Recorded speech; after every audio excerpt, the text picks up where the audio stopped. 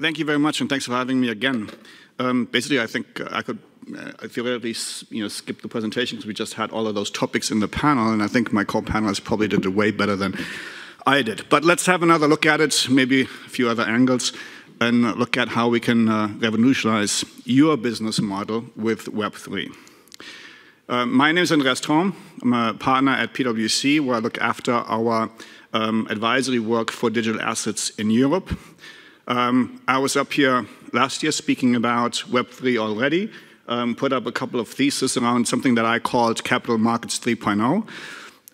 Now we are a year further ahead. A lot of things has happened. I think a lot of things that we talked about last year have started to happen. So today let's take a little bit deeper look at Web3 and the potential it has to revolutionize all of our business models. Now please bear with me. I'm absolutely not the youngest in our team, so I'm gonna try and explore Web3 together with you. When it gets to all of the technical details, I think there's a lot of people in our team that can do much better than I can.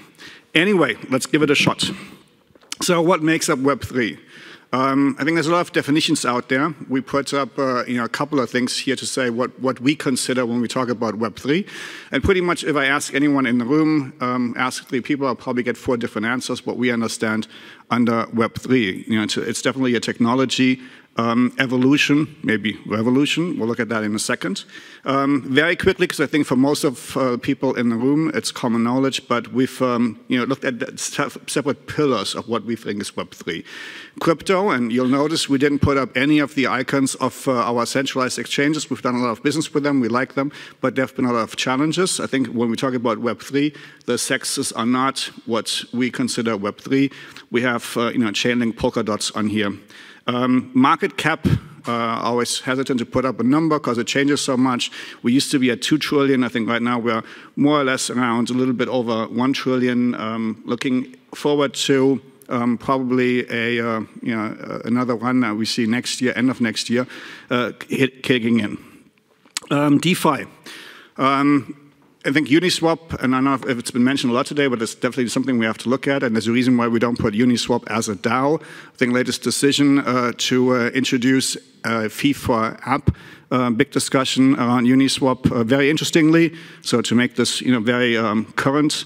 I think in the first 5 hours of putting up a fee, which by the way was not voted on by their governance token.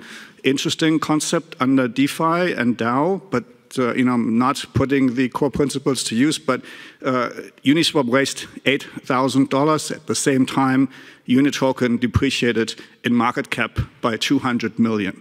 So let's see how that pans out. But it's definitely an up-and-coming segment, looking at a market cap of roughly 50 billion. We're getting smaller and smaller in the market cap. Next up is DAOs. We talked a little bit about it in the panel. I think for me, very, very interesting, especially in financial services, to see what happens and how we overcome the challenges of making DAOs fit into the existing regulatory regimes that we have in the world, but also market cap upwards of 20 billion. Metaverse, I think that's a concept we don't talk about that often yet, at least not in financial services, where I come from.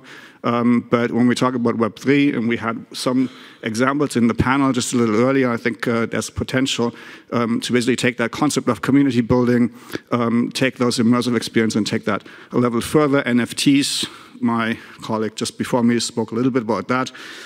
Looking at a trading volume just in a 6-month time frame, also roughly $3 billion. Now, not just looking at financial service, but looking at Web3 altogether. What's ahead? There's lots of sources that we can look at that paint a very, very rosy picture. And I think even today, if you look at all of the applications that we attribute to Web3, we're looking at more than 300 million users. We're looking already today upwards of $3 billion in revenues coming out of Web3 initiatives. And we're looking at $27 billion invested capital by venture capitalists in Web3 initiatives, projects, ideas. If we look a little bit fast forward to 2030, prognosis are it's going to at least revolutionize some of the KPIs that we look at, more than 1 billion users, and upwards of $80 billion just out of revenues. And what's not counted in there yet is the potential that we see coming out of metaverse applications. So simply put, I think a lot up ahead, a lot that we can look forward to. Now, looking at the technology that makes up Web3 and how does it impact business models. Now, a little bit, I think if you look at what we put in Web3, that's not yet as is today. I think a lot of that is still where the technology hopefully will take us. But it does change, or has the potential to change in core, fundamental ways, some of the ways that we interact, transact, and do business today. Looking at payments, right, coming from, and these are always the examples, are a little bit the extremes, of course. We're looking at a single payment world. Web3 technology enables us to do micropayments, split payments. We talked about unbanked people in the world, more than 1.5 billion adults still unbanked. I think the technology has potential to massively increase distribution and access.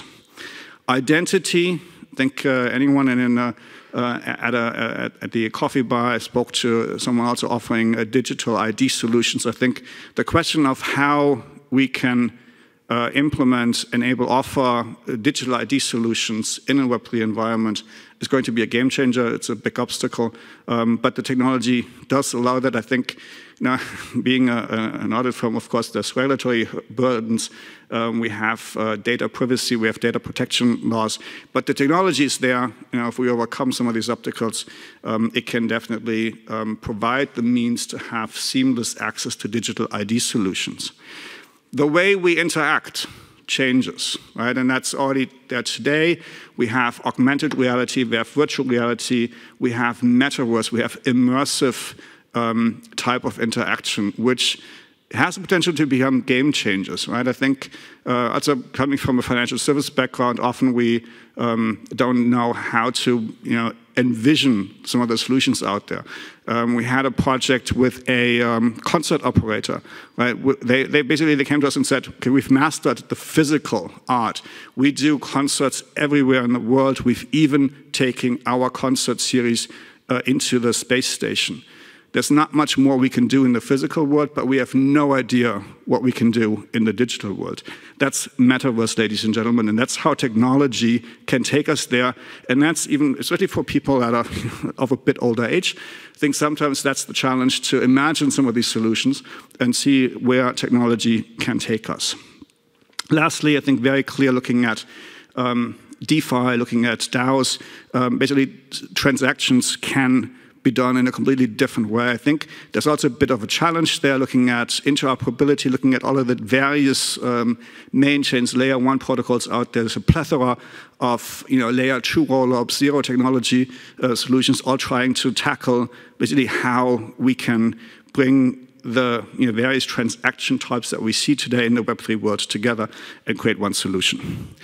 Now, from the more interesting world, coming back to financial services, how does that apply to the banking industry? We'll take a step back together, and let's just see very briefly what are some of the key changes that we see in the industry.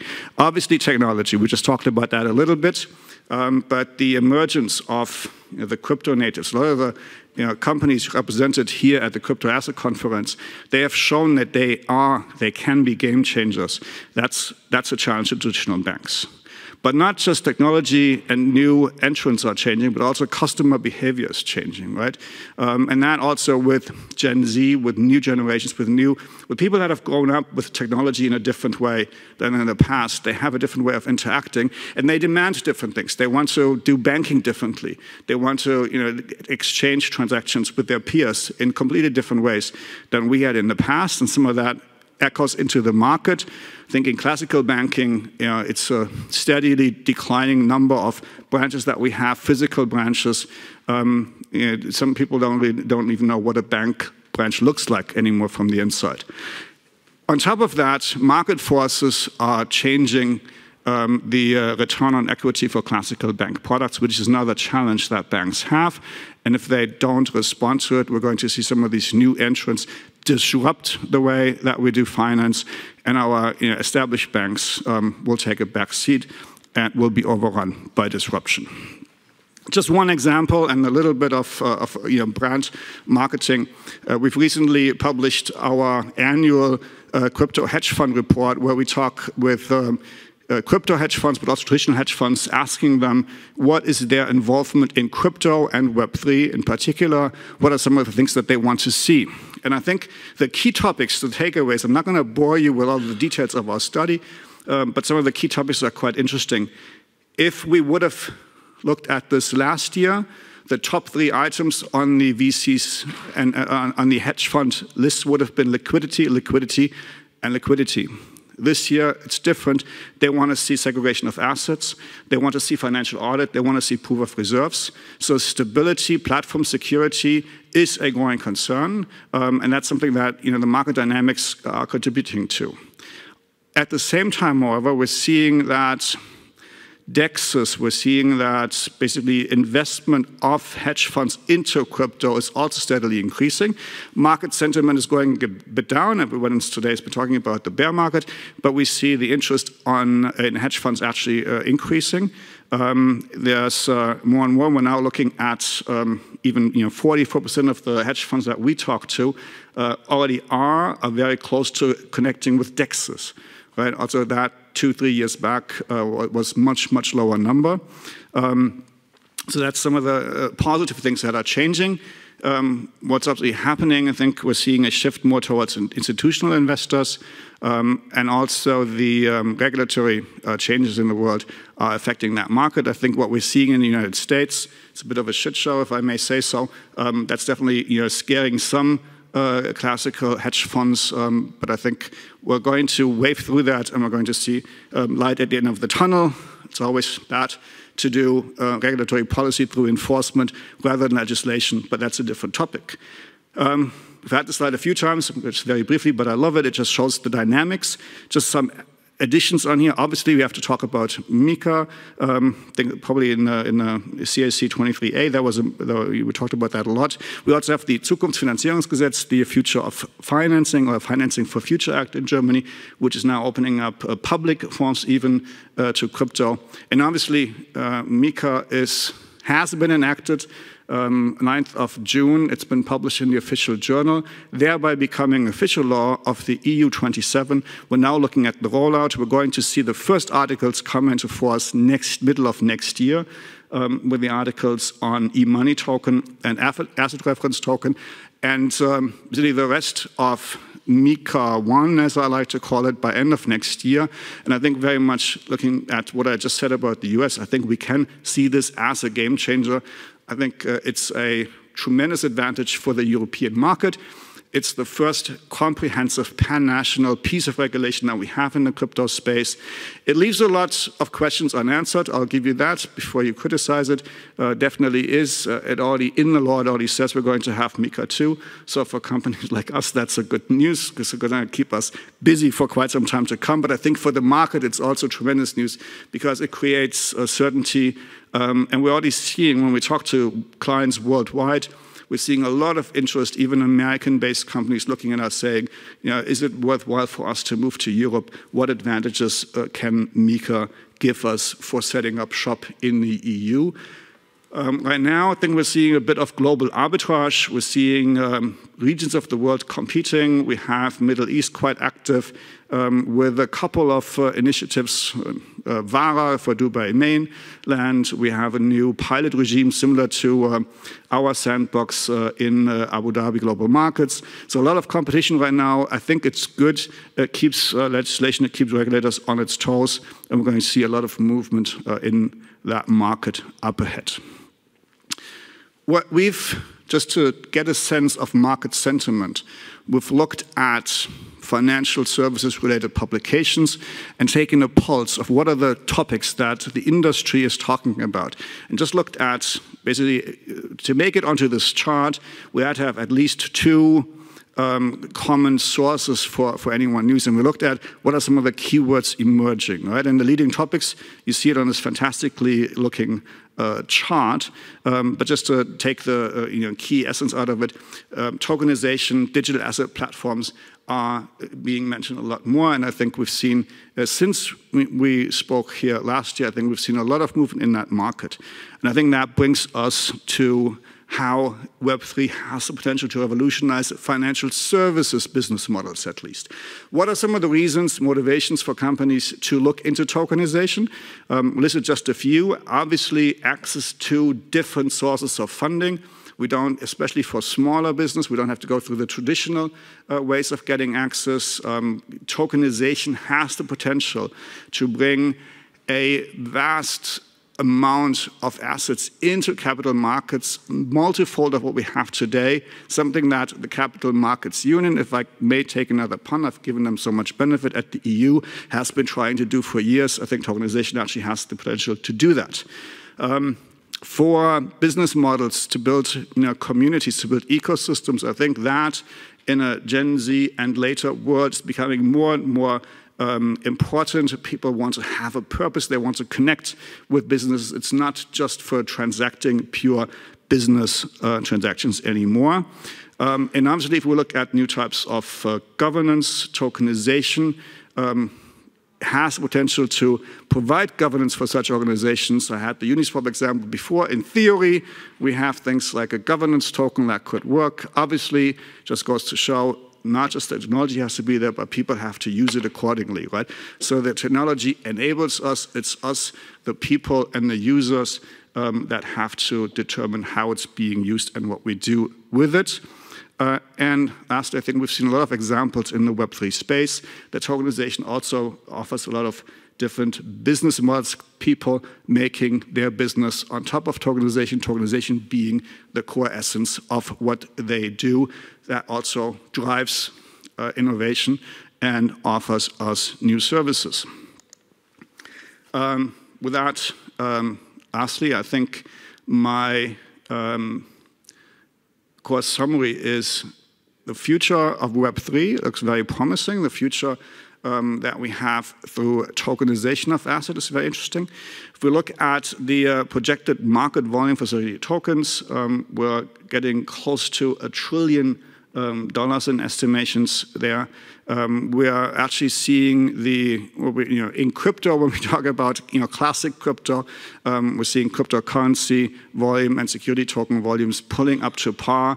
I think even by 2026, security token market is going to supersede the total volume in cryptos.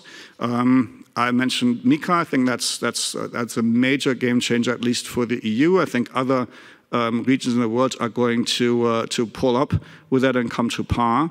And tokenization, looking at unbanked people in the world, looking at how we can bridge boundaries, how we can basically have transactions, have organizations, have decentralized organizations across the entire globe. It has a global reach, so that's another potential, I think, in summary. Very promising outlook, and it does have the potential, from my point of view, to revolutionize business models as we know them. And lastly, that's basically how I wrap up my invitation to you. Let's revolutionize Web3 together. With that, thank you very much for bearing with me in this wonderful time after lunch.